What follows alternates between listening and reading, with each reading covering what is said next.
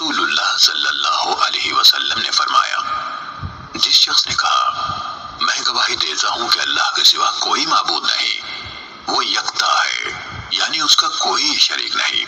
اور یقیناً محمد صلی اللہ علیہ وسلم اس کے بندے اور رسول ہیں، اور عیسیٰ رضی اللہ عنہ اللہ کے بندے، اس کی بندی کے بیٹے اور اس کا کلمہ ہے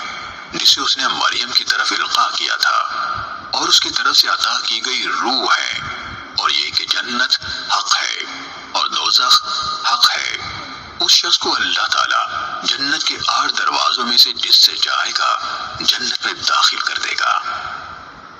صحیح مسلم حدیث نمبر 140۔